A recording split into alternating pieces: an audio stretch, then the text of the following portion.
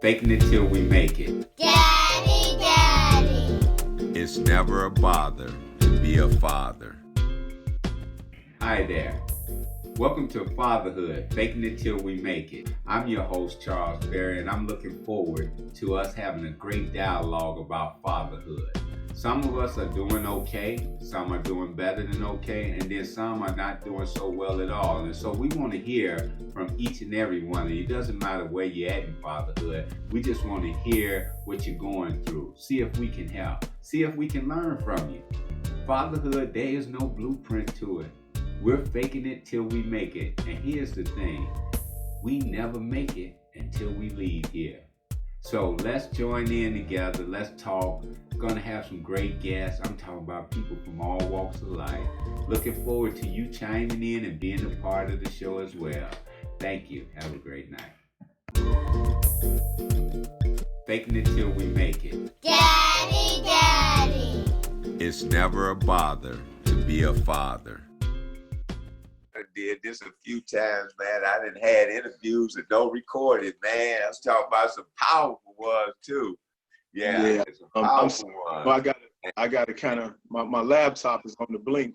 So I'm using my desktop and my iPhone. So that's why you probably see me 2 times up there, because I'm using my phone as a video because my desktop don't have a camera. Okay, yeah, that's cool. So what we want to do is, as long as you stay at your iPhone, we won't even worry about that desktop. Okay, yeah. How's everything? Man, everything's good, man. Everything's really good. Hold on 1 second. I got a plumber doing some work and he just called me. I'm glad he didn't call me while I was in the midst of first floor. Yes, sir. All right. Okay. All right, Mike. Man, it's good to see you, man. Likewise. Yeah. It's good to be seen. I know that's right, man. I'd rather be seen than viewed. I know that's right, because that's the last time you be seen, you know? Yeah. So, yeah, it's a blessing, man. It's good to have you on this, man. I'm excited about this conversation, but I'm really excited about this concept, right? Mm-hmm. Because, you know, we know as men and as fathers that there's been a lack in that. And so we gotta fill that gap, man. As men of God, we got to fill that gap, man. That's correct, bro. Yeah, we got to fill that gap, man. So I think, you know, because, you know, here again, this is another one of those things that, man, I ain't thought about doing this, right? This is the Lord's doing it. So since it's his doing, then I just want to roll with it, right? And see where it goes and see how many people we can help. And because, you know, especially you already in the helping business, man. I'm just so proud of the work you've been doing for a while now. Just, you know, all the men that you got. I see you had somebody the other day that you were showing some love to. Yeah, I appreciate it. Mm-hmm. Yeah, so that's important, man. We as men making sure that we're helping to guide men. That's a powerful thing, and so really appreciate it. Yeah, you know, I'm really glad you mentioned that on yesterday about that young brother. You know, that's one of the guys that, you know, that I sponsor, and he's a very, very, very powerful young man. You know, he's a single father, raised twin boys, and the story that's behind it, man, I mean, it's amazing, right? It's kind of like one of those excuse busters when people, or I won't say people, when men say that they can't stand up and be accountable. He done shattered that illusion, right? So his story alone, you know, has shattered that illusion that we can't do what we need to do for our children, be there, you know, to teach them, guide them, educate them. He's a perfect example of that. And I wanted to bring him, like I explained to him, you know, about what you were doing, and I told him that if there was an opportunity, you know, that existed, I would like for him to also, you know, get on this platform because, you know, he got a story, man. He's been through some things. Give him the number. This is what this is about, right? We want to pull them all in. Because see, we ain't gonna just do an interview, right? This is a movement. We're gonna keep moving with this. We ain't gonna be one and done with this, but that's the key.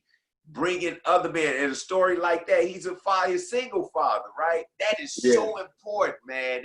I mean, because that's who we trying to reach. We trying to make sure the single fathers know they're not out here by themselves, right? That it's help, that it's resources, you know, and it's nothing more powerful than bringing a single father in who's doing it by himself to walk alongside somebody who may have a spouse or who has done it or who's doing it, right? Encourage him and keep him lifted up, right? He just recently got into, like, he's in a great place relationship-wise, you know what I mean? So he is with a young lady who have, you know, they integrated their families. So now he's not only mentoring his own, but also his children, which I don't call stepchildren, which are his children because they're under his roof and care.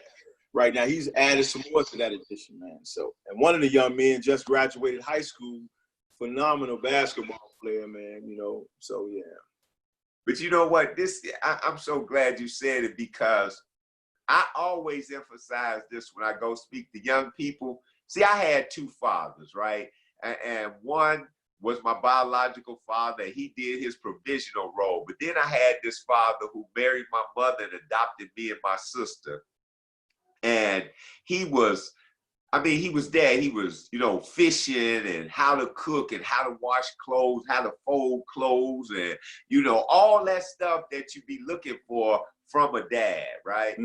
I never called that man my stepdad. He never said to me or said when he introduced me, this is my stepson, this is my wife's son. So every time I was in a relationship with a young lady who had a child, I claimed that child. You know, even when dudes would say, man, that ain't your baby.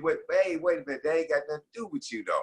You know, and that's me, because I want to pour into this child as if it was mine, right? Because if Lord be, if something happened to me and mine is out here, I would hope the right man would come along, pouring him or her so that she or he could be all that they could be, right? And so, you know, I tell young people all the time, if somebody taking care of you, putting the roof over your head, food in your belly, and shoes on your feet, you better call him just what he is. He's a dad, you know. And so when you say that, that is so powerful. You know, we don't say that, Dad. You know, and I think when we get that out of our system, people who are father figures to children that ain't theirs will be more of an example instead of thinking about it. Because, you know, people always will. If you remember, they always showed us the movie of Cinderella and Cinderfella and all this step stuff, right?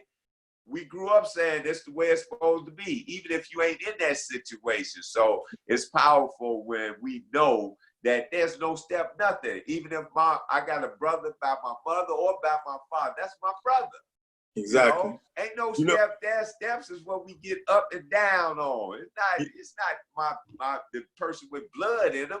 Right. Yeah. So well, look, you know what? man, I'm glad to have you on. So we're I gonna get started real quick, Charles, about what you just said, man, in regards to like having two fathers, because you know I have a biological father, and then I had a guy who was considered at the time my stepfather, but he also adopted me. That's how I ended up getting my last name, because I was adopted by the guy. However, he wasn't like the father that you got that was able to kind of show those. He wouldn't throw the football, go to the, you know, none of that type of guy, but he was a provider, right? One thing he knew how to do was provide, and that was it. So he didn't have no other skills or examples to exemplify to me because he didn't get it. So he only gave what he had. But I really appreciate what he did give to me because it gave me a foundation in my work ethic. But he was not there to kind of guide me in no other kind of way but to food, clothing, and things like that. So I didn't know we had that many similarities in our story because you and I, we grew up. So you know. Look, here it go. But you said it the other day. You said, man, it's similar. But here's how this similar. We both got that same last name from somebody who came in. Right. You know? And so when you said that, I say, oh man, this is real right here, right? This is real. And so, but it's powerful because I had these two fathers, and I told you, neither one of them knew how to say I love you. Listen, hey, my biological father, I just found him. My daughter found him last year. So me and him have been in conversations right now. You know what I mean? Like, and I haven't seen this man in 50 years, man.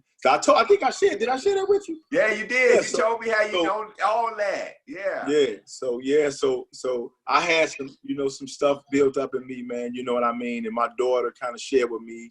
She was like, Dad, we haven't always been where we are.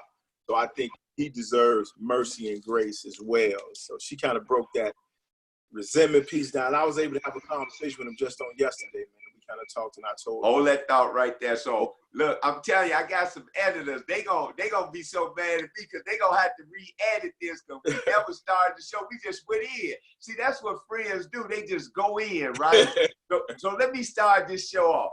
Okay. Good afternoon. Welcome to another episode of Fatherhood, Faking It Till You Make It. Today, I have one of my good best friends. I'm talking about, hey, we got almost 40 years of friendship in. I know it ain't 40 yet because I remember when I met him, but it's almost 40. And man, I'm so excited to have him because we've been talking and there's so many similarities in us and where fatherhood is concerned, right? And so without further ado, I want to introduce y'all to my good friend, Michael Watts. All right. Hello, everybody out there. I guess, do we have an agenda? Or? Yeah, I'm going to ask you some questions. I just wanted you to introduce yourself, brother. I got you. You know, I got some questions for you. Yeah. That's me. I'm Michael Watts. All right. So, look, Mike, we're going to get right into it. You was already talking about it. Tell me about your father. Well, which one you talking about? Like I just explained, there was. Hey, Mike, hold up 1 minute. Mike, here's what we're going to have to do. We're going to have to mute your computer. Can you mute your computer? Yeah, I just muted it. Yeah, mute your computer because it is you getting two echoing, one delayed. Okay. So if the computer is muted, we good. Okay. Let me just turn it down. Yeah. I'll turn it. There you go. Okay, can you see? It won't mute the computer. I don't know why.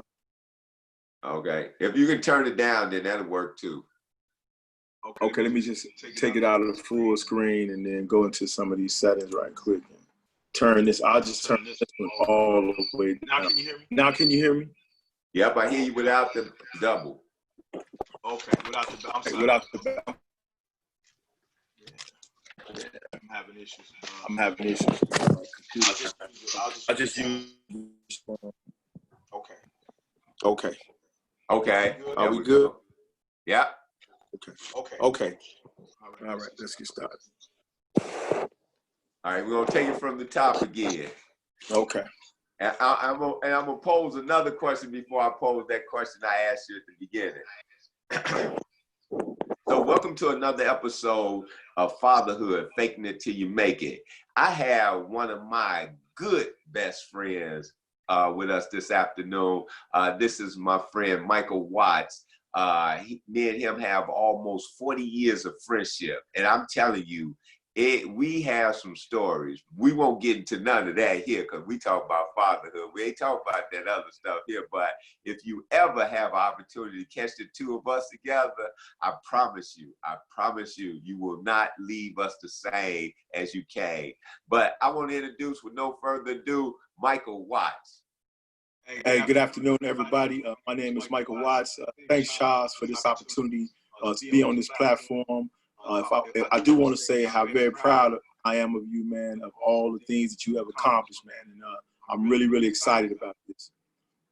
Well, thank you, my brother. I appreciate you, but we could go back and forth. We've done this before about who was the worst. And I'll say the same about you, boy, is that you have done some amazing things and you continue to do it. And I'm telling you, I don't marvel in it. I'm excited about it, right? Because I know you, right? And I know you.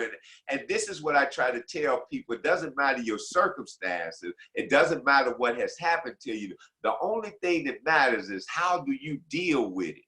Because see, you can choose to soak in it or you can choose to soar in it. And what I like about you is you soared in it. So first question I got for you is, who is Michael Watts? Wow. One thing I can tell you about me is that I'm honest. You know, I've gotten to a place in my life, you know, where I practiced on being honest with myself. And I'm just a, you know, an individual man that just want to, you know, I want to love, you know, on people. You know, I want people to love on me. And I just really want to try to reach across the table, man, and help those, man, you know, who may not know that, you know, there's help available.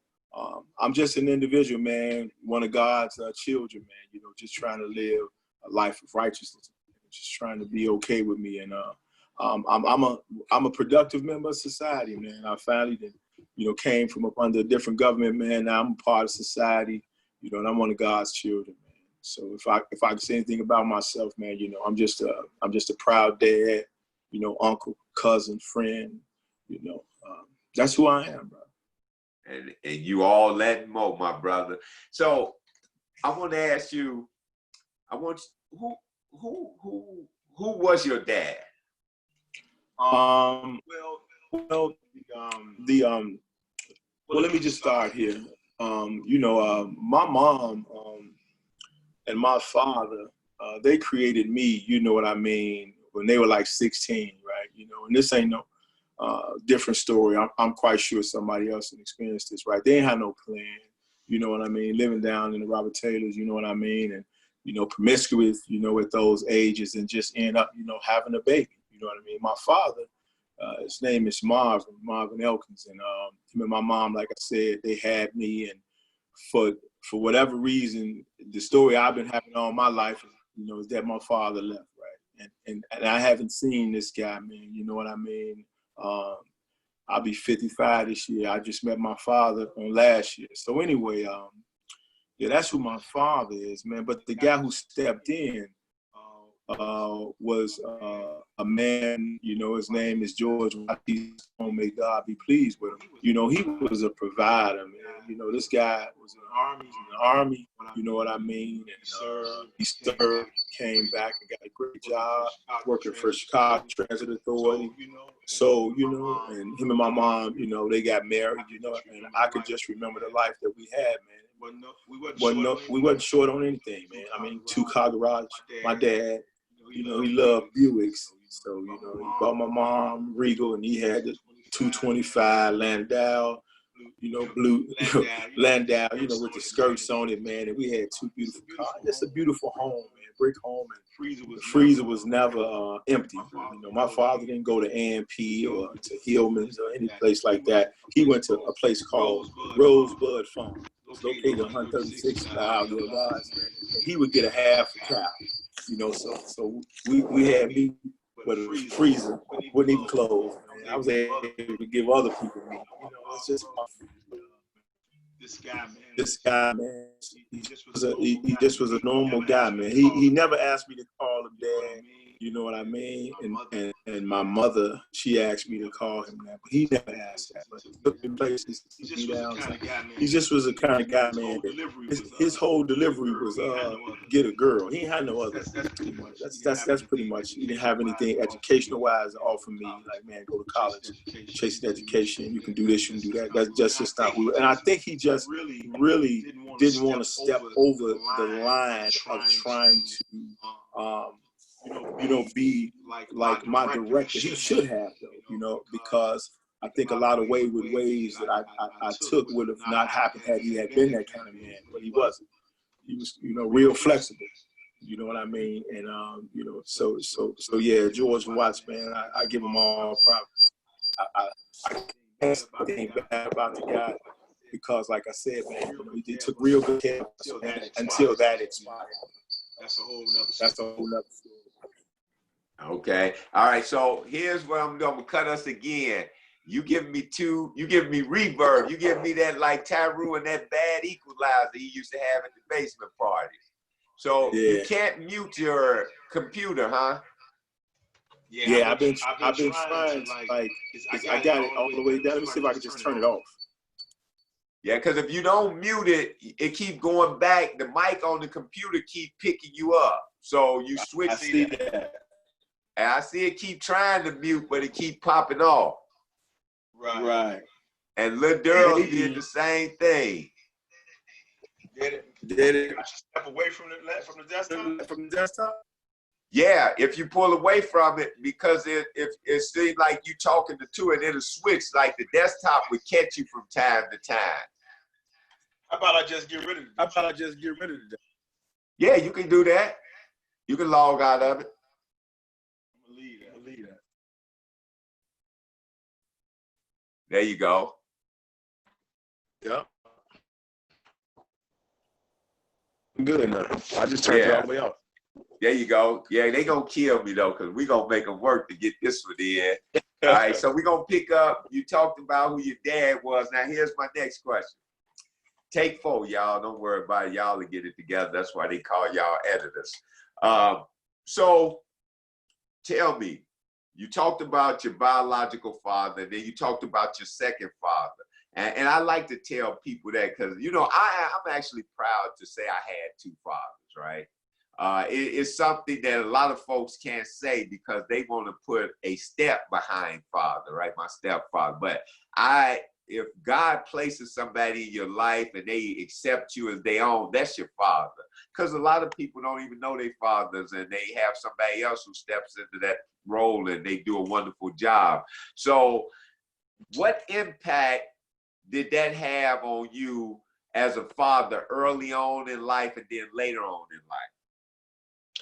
Well, you know, wow, interesting question. So what impact did that have on me earlier? So earlier, you know, I believe that that it was really for me like a negative impact, because the reason I felt that it was negative is because I had like really no restraints when it came to a male figure.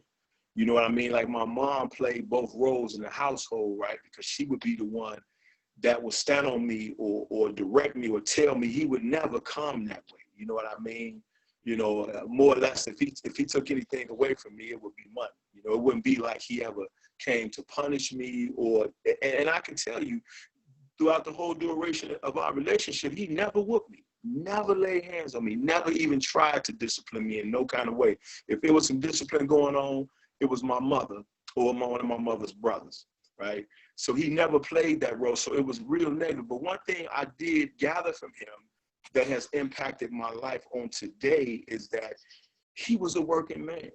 You know what I mean? And he was a provider, like whatever else he was doing outside of what I saw, I could count on him. Like he made sure lights was on and, you know, food was on the table. And if I needed something, whether it was something to wear for an occasion or whatever, he made those provisions possible, right? And even when it got like rough, you know, in the end of that relationship with my mom and my father, you know what I mean? He gave me a choice, man, you know, and I don't know if I'm jumping into too many stories, but he gave me a choice one day when they decided that they needed to get a divorce. He asked me, and this is right before my senior high school, man. He was asking me like, man, listen, she got to go, but you can stay if you want to, right?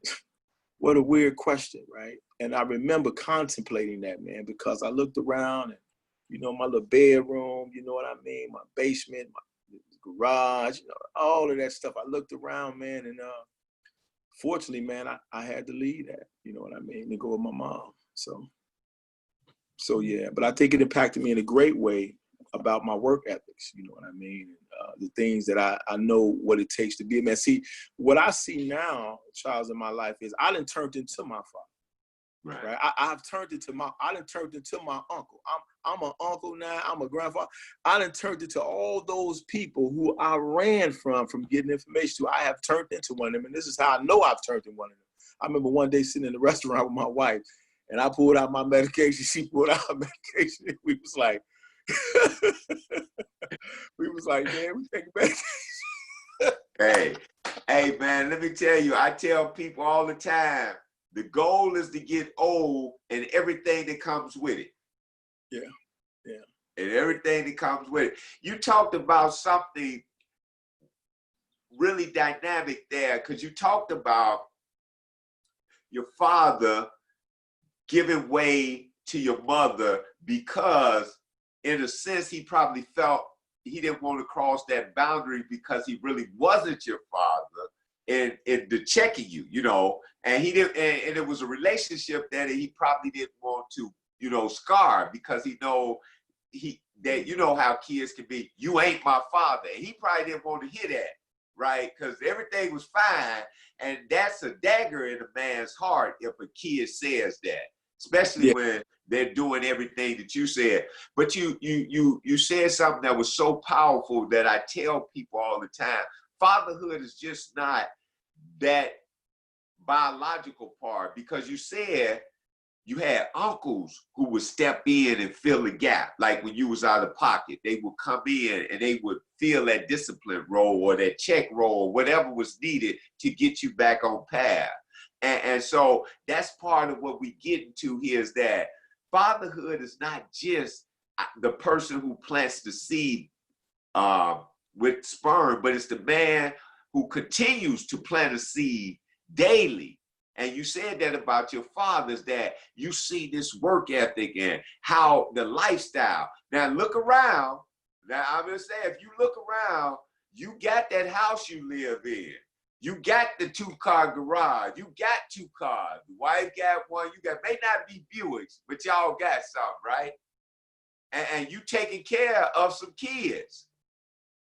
You know, some that's yours and some that's not. Am I correct? That's definitely correct. And you able to do that with love, because love was shown to you by a man who wasn't your father. Exactly. You know? And you said direct the result. effort he put in. See, because I know you put in that effort. You know, you put in that effort to make sure everybody all right. So we talked about the impact that it had. And I know you, and I know that there was some gaps in that. Talk about your children and the gaps in that. So before I answer that, I do want to just make a comment towards the thin line, you know, that you talked about on maybe personally why he didn't want to cross that, right? So there's a jaded path, right, in any relationship coming into a woman with another child, right? That's just automatic, right? No matter how much you love the woman or whatever, you know, there's always that possibility that, you know, that there's always somebody else involved because it's not your child, right? So I understand, you know, for the most part, that there was no way I could convince him or give him a green light to say, man, come on, I need you, discipline me. You understand what I'm saying? It's right. It's got to be intuitive, right? It's got to, the person, see, if you, listen, I don't care if you 50, 60, or 70 years old, Charles, if you have not developed this or been taught this as a man, there's no way you can reciprocate that. Like, you can't feel in a position of disciplining someone if you have not had that training. You understand what I'm saying? So he was not able, you know what I'm saying? He didn't have it to give, is what I'm trying to tell you. Right. He probably wanted to, but he had just not experienced it for himself, to no fault of his own, right? Now, for my kids, you know, where that came in, like, you know, because I think the question was, what were some of the gaps between, like, with me and my children, right? So one of the gaps is I never grew up, man. Like, I never could come out of adolescence, right? You know, like the things what we used to do, and I ain't got to get into all that, but, you know, I could never come out of that mind frame. Right. I was stuck in a vicious cycle of adolescence in my own mind, so I couldn't even, you know, exempt anything that I so-called got from that man at the time, because really I wasn't ready. I wasn't ready to play that role. You know, matter of fact, I still thought that role, you know, that's a lame role. You know, I just, you know, like, I could never venture off into being that guy until I got older. You understand what I'm saying? So my adolescence have put me in so many different positions coming up with children that I was unable to be there for my kids like that early on. You know what I mean? A couple of jogging suits, some gym shoes, some money. You know, I never thought about the psychological part or about the feeling part of being there for them or talking with them. You know what I mean? Like, it was always a hit and run because I was too busy trying to get to my selfishness on the things that I wanted. You understand what I'm saying? So that gap that came between me and my children, you know, from the game banging to the, you know, to the drug using, just all of that, the whole nine interrupted that process. And I was stuck in adolescence. But their mother, right, she had already grew up. You understand what I'm saying? Like, sometimes women are forced to grow up because they got the responsibility. But the man have the ability to get up and walk away so he can stay there in adolescence, but they can't because they forced to be grown. And I just wasn't there. You wasn't there then. So, and you know, that's very powerful because most men can't say that. See, that's what I love about you. You have came to who you are, right? All good, bad, ugly, indifference. Like, you have really came to that point. And like you said, a lot of people, or for you, the adolescents not growing up. Well, we have a lot of fathers that are still stuck there because they don't want to put in the work. It's not about how old we get. It's about the work we put in. And so it's a lot of fathers who don't want to put in that work. But I really appreciate your openness and your candidness to talk about being an adolescent and being that dad that hit and runs. And you described it, I mean, to a T. A couple of sweatsuits, gym shoes, some money, bam, I'm gone. But you defined it as getting back to your selfishness because you wanted to do you. Mm-hmm. That's correct. That is so powerful, man. To be able to say that and admit that is a powerful thing. But that already, because the way you said and describe it lets me know the healing has already started. There's a lot of people who have not even begun the process of healing from their shortcomings. And so, like it or not, you're doing it. So now, we talk about these kids that you did the hit and miss with. What is it like today? Man, listen, man. Man, skies is the limit, man. I promise you, right? Like, me and my daughters, man, you know, we all have great relationships, right? You know, starting with my first daughter, you know, Makita, she was born, you know, in my adolescence. You know, I had her at 16, you know, and she's given me 5 grandchildren. And, you know, we had a great start, like our reunion, you know what I mean? When we got back together, you know, it was all open in love, and quite naturally, you know, it felt good for a while, but we had to go through our process, right? So this process sometimes is painful. You understand what I'm saying? So in the beginning, you know, with her, it was like we started trying to build this relationship that, you know, I'm glad you're back and all those things. And it was good until we had to have those conversations, right? I can share with you one situation, you know, with my wife, you know, we had just bought our first home. We bought a home, and I can remember when my daughter had got into a situation and she called me and she needed me, right? And this is at a point in my life where I'm waiting for an opportunity, right? So I can do something for her because I want to show her that I love her, right? I ain't just talking about with money, but she needed me. So she came out, you know, to live with me. You know, she needed, you know, so her and my 2 grandbabies at the time, they were real little. She came out to me, and I can remember her being there. And that night I was about to leave out. I had some place to go. As a matter of fact, I was on my way to get with some I was on a fellowship with some people, and I told her, I said, well, listen, I'll be back. And she said, oh, that's okay, Dad. She said, Anthony is on his way. And I said, Anthony? She said, yeah, this is the baby. This is the children's father, but they weren't married at the time. And she said, yeah, he's on his way out. And I said, well, how are he getting out here? She said, oh, he's on the train. I said, well, sweetie, well, it's kind of late right now. Where's Anthony gonna stay? She's like, he gonna stay here. I said, no, baby, I'm sorry. You're gonna have to call Anthony and tell Anthony that he may need to turn around because the only man that's pulling his pants on up in here is me. You know, and he can't stay here. And then I remember her telling me, like, what? She said, well, you know what? You need to go play daddy with your other kids. She said, if he can't stay, then I got to go. And I remember that day, man. And seriously, man, I had to stand up, man, and be a father, man, for what I believed in. And I told her, well, let me help you with your coat. Let me get the kids' coat. You know what I mean? And they left. And we rewound on that back, and she told me, she said, Daddy, I understood. And thank you, because see, I had to stand up, man, for some things that people, like I told you, that didn't do for me. I needed to do this for her. Right. You know what I mean? Because I wanted to set values, man. Yeah. And even though I wanted to give in, because you remember I'm coming off a missing in action report, so I really want to give in, but I'm a different person now, man. I stand for something, so I had to stand on that, and it hurted, Charles. Yeah. Because I had to help my grandbabies put their coat on. You know what I'm saying? And I kind of ushered them over to the cab and all that, man. And I went back in the house, man, and I cried, man, because but God was telling me, man, this is the right thing to do, man. This is the trendsetter right here. So we've evolved way past that, man. I mean, that was one of those moments that crushed my heart when she said, you need to go play daddy with your other kids. And I got to share this too, right?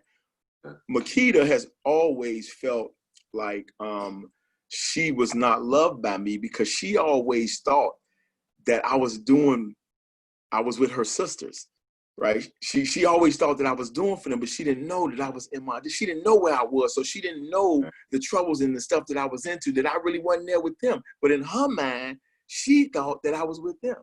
Oh, and I could remember all of us getting together on 117th and Western. I had all my daughters at a breakfast place one day. I'm trying to do some good. We're going to hang out together. And we sat down and ate, man, and had a conversation, everything. And, my other daughters, they never asked her about, their nieces and nephews. Like, they never brought up, asked her how the kids were doing, anything. And she just kind of felt like she was there by herself. So when we left, she pulled me to the side. She said, man, you changed. She said, every time you get around them, man, you act funny. I said, what? She said, yeah, Daddy, every time you get around LaDonna Shakita, you act real fun. I said, baby, I hope you don't feel it. She said, I got to go. And she left. So I charged it to them. I said, listen, man, y'all sister felt like, and at the time, they was early in their college. They was like freshmen in college. They was like, man, she needed to get over it. They didn't have no, and man, it was a bad day, Charles. Like, it started off as a good day. Right. But we've evolved from that as well, man. But my other two daughters, man, I was just at my daughter's wedding. Shakita, we talk on a regular. My other daughter, LaDonna, she in Houston, all of them got master degrees, man, and we got beautiful relationships, man. And it was all based on me first building me up. See, because I remember when them kids didn't listen, they didn't want to tell nobody I was their father. You understand what I'm saying? They was embarrassed, man. Now they can't wait. You understand what I'm saying? To tell somebody, and that's a beautiful thing. And it take work, child. It's work to be put in. It wasn't no financial, it's work. And the work had to start with me, Yeah, and you know what? You had to have that ground, like you said. Your father didn't have, but you had, look, hey, man, because see, first of all, you've been through a lot. Like, you've been through the mud. Let's just keep it real. You've been through the mud. Because see, when you talk about they did not want to even say you was their dad, so that means it was some hard days up in there, right? Oh, but man. Here's the thing.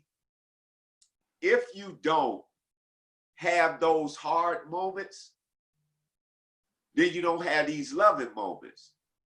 See, because everything would have been built on falsehood. See, but hey, the truth stands alone. It don't need no help. That day, hey, let me put my grandkids' coats on. Because if you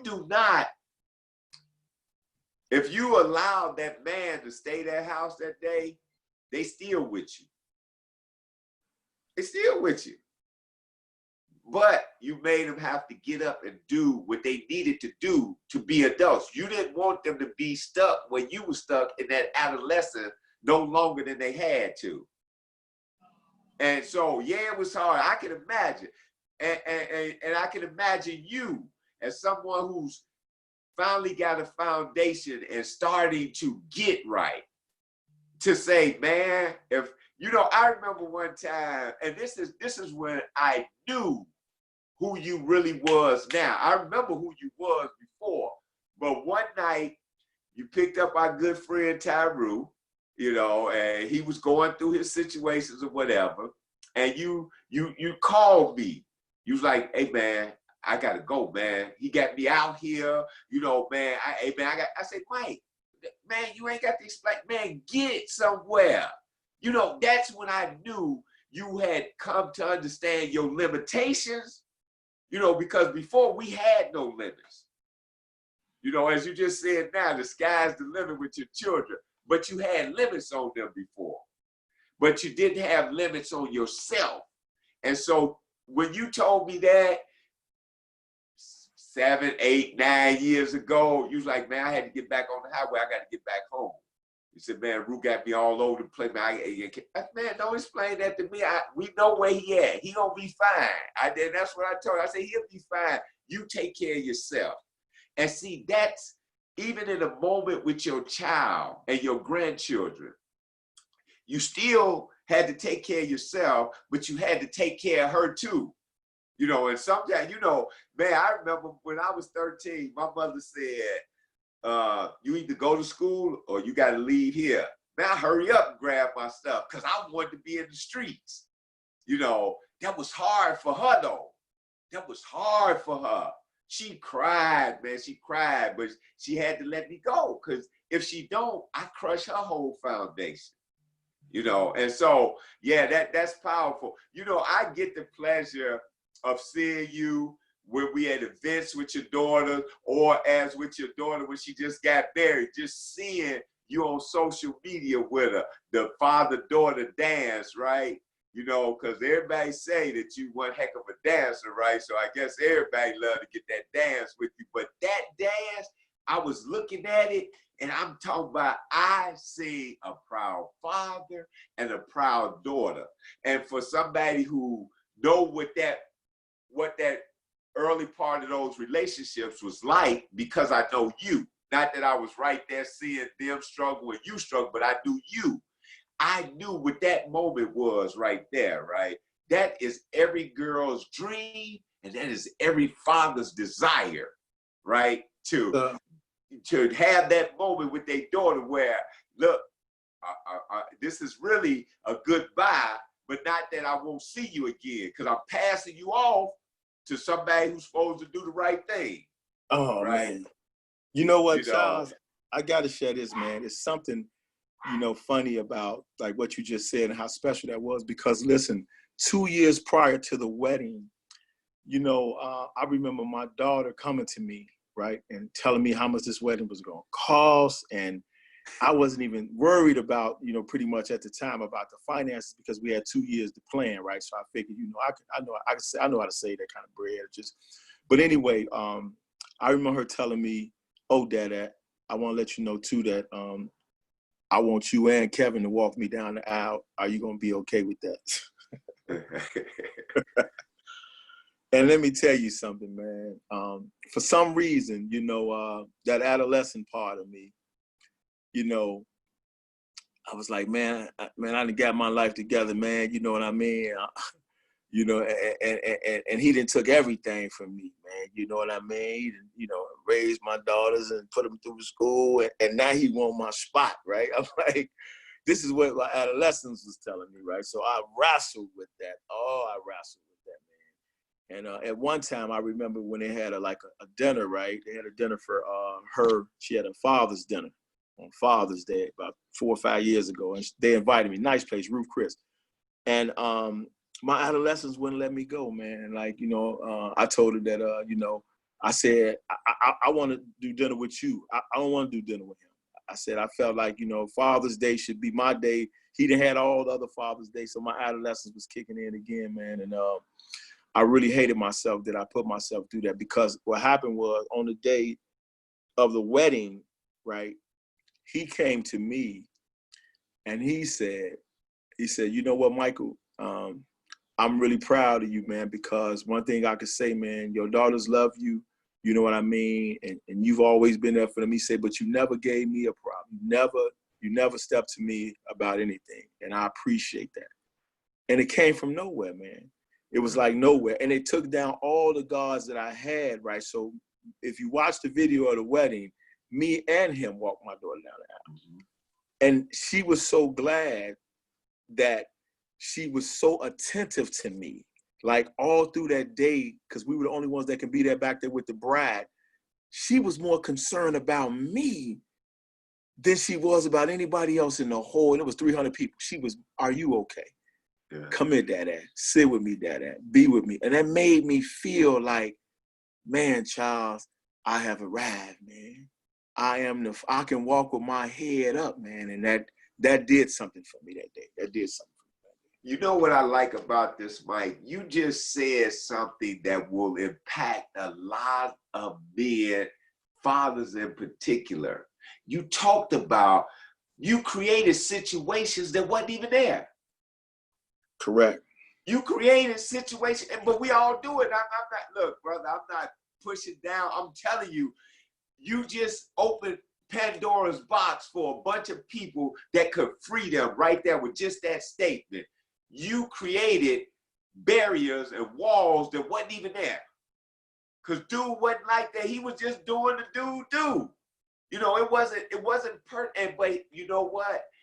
God had that moment to happen right there so you could get free of something else, because we always carrying something, right? I don't care how well we think we together. We, you know, like I love how you call it my adolescence, right? Because that's what it is. It's childish behavior, you know, and you defined it perfectly. And I know that men will come from hearing that statement, they will come out of their own adolescence, right? You know, if I was a preacher, that would be a sermon. If I was a preacher, that would be a sermon, you know, adolescents, you know, and male adolescents at that, at 40, at 50, you know, 70. Really. But it's so, yeah, that's powerful there, man. But I'm telling you, man, this is why I tell people, and I've been telling people all the time, there's power in failure, right? Because if you look at it, if some people would say you failed, you at that time. But see, here's the thing. The only way to win is to lose, right? That's the only way you're going to know how to win, because you got to lose something. By you losing those years through whatever the circumstances was, you win it now.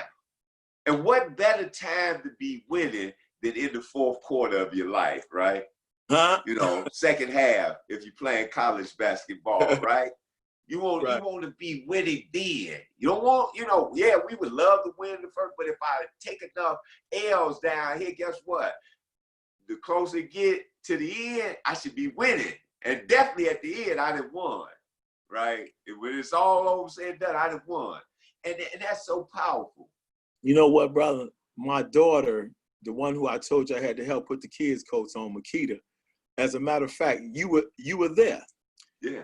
You were actually there when she said these words, because when the mic got passed around to my daughter, I got it on a USB, the pictures. She said, Father, that your latter days will be better than your former days. She said that over my life.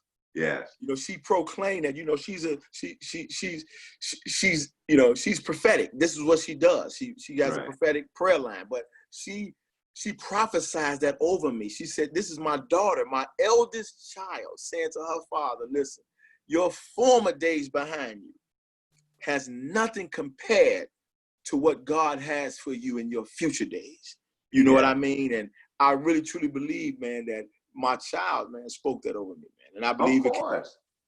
Yeah. Man, out of the mouths of babes. That's what it say. I'm just saying, you know,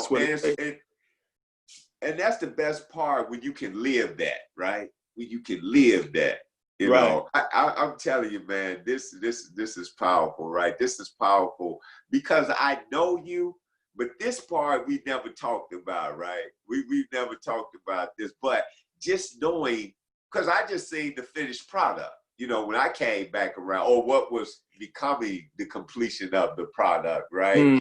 And to see it, but to understand that, you know, like just seeing you the first time I see you is just seeing, oh man, now, Mike, oh Mike, see, I could see that you was on firm foundation then, right? Like, I know shaky foundation. I was on it a lot, you know. I created it, right? So so to see firm foundation being stood upon, and then having direction, and not only having direction, but the ability to correct yourself. You know, because a lot of times we don't want to correct ourselves because of our adolescence. You know, Right. I like that. You know, I ain't gonna never let that get away, right? Right. That's in the repertoire now, right? Mm-hmm. So Definitely. but man, I'm telling you, yeah, like I said, when I say that dance, to me, it was okay. That's it. He got there. That's it. Because I'm telling you, to see the dance on film and could still feel what had to be in the atmosphere of the room. That's for me. I don't know, everybody else might just see it as dance, but because I know you. See, I know you, I've seen you dance many times, but that was a different dance. That was a different dance than when you dance, you know, the music is on, you do slow bop with your wife, whatever. But that was something else. Like, that was different. And to me, what it said to me is, I'm gonna hand you on off now. You know, yeah. I love you, but it's bye-bye, but it's not, we ain't gone, but I'm giving you somebody who knows, supposed to do what they supposed to do. Yeah. That's what I say. And so I tell you, man, it is. See, a lot of these interviews is with real friends of mine. You know, so this ain't no make believe. You know, this ain't no make. I'm talking about 35, 40-year friends. Even though there was gaps in there, because both of our lives, or all of our lives, were over here and over there somewhere for whatever reasons, but. This is what I tell people about knowing folks. See, when you know somebody, you know, because we done slept together, ate together, did wrong together, got away together. We done did that. So when you see goodness happening, and when you see that their lives is headed in the right direction, and everybody around them, because I got to say this, those uncles who used to step in to get you right, you stepped in to get them right. Like, you got your whole family on one accord, right? When you was the discord at one time. Thank God. Yeah. You know, so yeah, they ability to pour into you in those moments allowed you to come back and pull them forward with you. You know, that see, that's what here again. Earlier I said about fatherhood comes in so many different ways, right? It's not just biological, because your uncles had to step in and help you, guide you. And then here you turn it back around and you step in and help guide them. You know, that's what we're supposed to be doing. There's not a lot of it now, but it is what we're supposed to be doing.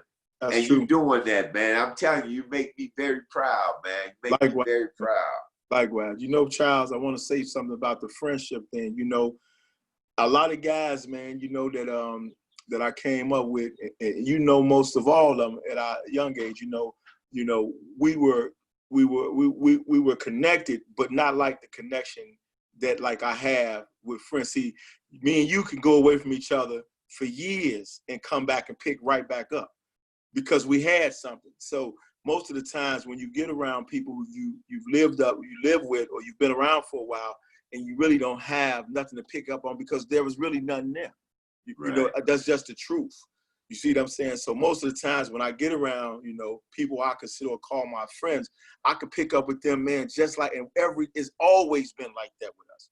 You know, and I've always felt like you was the kind of guy that when you chose the people that you wanted around you, you didn't just wait till they came to your presence. You sought them out. And when you sought me out, that's what made me know you were my friend, because you sought me out. You know what I mean? Like, when I look for you, I look for you. But when you look for me, that's what a friendship becomes, the ties that bind us, right? You know, we didn't just pop up around each other every time and call ourselves friends. No, we sought each other out, man. And even in discord, or even in, you know what I mean, hard times, right? You know, so I just really appreciate, man, that, you know, you don't know what that did for me the day that me and you had that meal up there on 87th, right? On Stone. You remember that? Yes, we had that, man. Listen, bro, let me tell you something, man. That healed a lot of stuff for me, man. You know what I mean? Like, that, just that little time I spent with you. But, and even at that time, I was still, embarking on this new journey. Like I'm still embarking, right? All that stuff that I've been through is a direct result of where I'm at today. But I had to go through those things in order to even embark on this.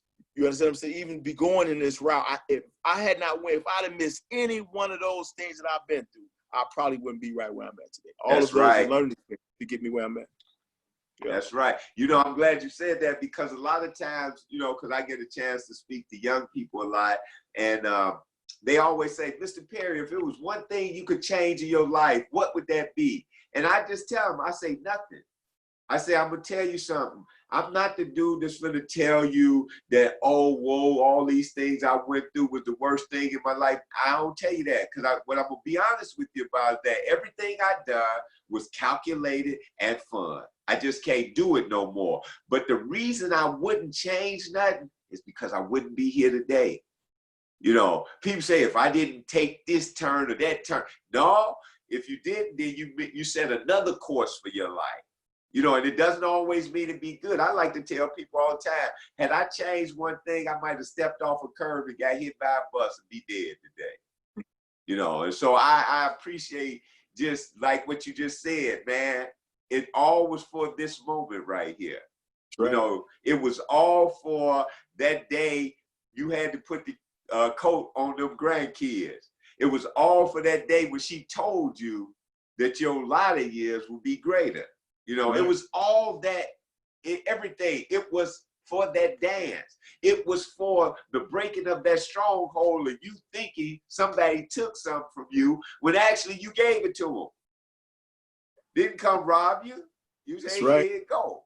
But everything happens so that you could be in the moment you're in right now. Still helping folks. Still helping folks. I mean, changing lives, impacting people, families. Man, awesome. Awesome, brother. I'm proud of you. Glad you my friend. I don't know about nobody else in your friendship, but I'm glad you my friend. Likewise, bro. All right, so we're going to get ready to close. Is there any questions you got for me before we close out? Yeah, I just want to know, man, what can I do to continue to be a part of this platform, man? If anything you want me to do, reach out to some brothers, having to contact you, whatever you need me to do, man, I'm available. You know what I mean? Just like when one thing I'm about my business. So when I say something, you can count on it. Because I ain't going to tell you, I'm not into that no more. And there's another thing I want to share about, brothers with kids, we always be making promises that we know we're not going to keep, right. Just to try to make somebody feel good. They call and say, well, can you help me out? And you say, yeah, call me Friday. You already know today that you ain't finna help them on Friday. So why get in the way of messing with them, scattering their shots, trying to get somebody else to help them by just telling them a simple, listen, I ain't going to be able to do it this time. You know what I mean? Just honesty is the best policy, man. So I just want to say that to you, man. If ever you need me, and if I say I'm going to do something, because I was online like at 1:56. I was ready. You said 2 o'clock. I'm in early, baby. So I see you. Keep me informed, man. Let me know what I can do to assist you in this platform. And I want to reach out and get some more brothers involved, because I believe, man, this thing right here, I can already see the fertilization, man, just coming from you. It's fertile ground. I know it's going to grow and it's going to help some people. So I'd like to get some more men involved on this platform for you.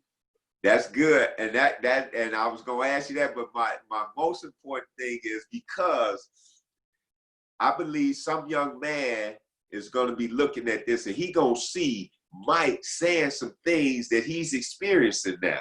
Like that, couple of sweatsuits, couple of gym shoes, few dollars, gone, right? That individual contacts me and say, hey, can you hook me up with Mike? Is it okay if I give him your number? Man, it's open, man. You can do that, my brother. All right, but that's it. Because see, this is the goal, man. I wanted to get fathers who've been through some things. I ain't talking about fathers who had it just, they come from a generation of just having it all right. But some fathers who've been through things, because we want to reach those fathers who think they only one going through it, right? And so they'll hear a story on here and say, man, I'm with, yeah, that's it. Can I, talk to me? And so right. I want to be able to connect us, because this is a movement. This is not a one shot done. We're going to we're gonna reclaim fatherhood. Cause I'm gonna be honest with you, fatherhood is in the dirt. That's where it's at. You know, hey man, and I know from a young child when I used to get my father that hot karate out of Woolworth. Man, I ain't kidding. I'm trying to save some of this money to get me some caps and, you know, some bottle rockets and stuff, you know. Hey, man, yeah, I got $5. Hot karate was like $1.25. That left me $3.75, man. I don't remember him wearing that stuff damn time. No, but, right. Hey, Mike, I love you. I appreciate you. Thank you for coming you, on. Hey, man, always nothing but love and much respect. Much respect, man. Listen, man, we got to keep this going because there's some psychological blocking ages, man, that some kids have been reliving through their uncles and through, you know, their fathers who have put these things in their mind as if like they can't make it, like they can't without, without that, that mentality, that adolescent street mentality, man, that you got to live this way in order to have things, right? And that's a lie. You know what I mean? The greatest gift I think that we've ever gotten, man, is a second chance, man. And I'm so glad, brother, that you where you are and doing the things you do, man. We talk about you all the time, man. And every time I look at this picture that's down on my mantle right here of the one you took of all the ladies that was with me on my birthday party, it just reminds me, man. You know what I mean? I'm a part of you, you're a part of me. And I just appreciate you so much, man. So again, thanks again. Let me know what I can do. I'm open and I'm available. My man, same here. And so that's another episode of Fatherhood, Faking It Till You Make It. We're going to make it because we're going to support one another. And we appreciate you for tuning in. And catch us tomorrow because we're doing this every day, back to back. Have a good day. All right, Charles. Talk to you. My man. Peace. Right. Hey, I love you, boy. Love you too, bro. All right. Faking it till we make it. Daddy, Daddy. It's never a bother to be a father. I hope you enjoyed this evening's episode of Fatherhood, Faking It Till We Make It. Here's an alarming fact on fatherhood. As many as 25% of children in the U.S. live in a household with a mother alone. That is over 18 million children who do not live with a father figure. Additionally, father-only households were noted at just 8%. This is the reason the 2020 census is so important and why fatherhood, faking it till we make it, has a role in the movement to return fathers to the forefront of the family. When you look at stats like that, we can understand why a lot of things is going wrong in our children's lives. And so we're hoping and praying that everyone will take the census so that we can know more about where we are needed and where we can make an impact. Thank you so much and look forward to seeing you tomorrow. Have a good evening. Faking it till we make it. Daddy, Daddy. It's never a bother to be a father.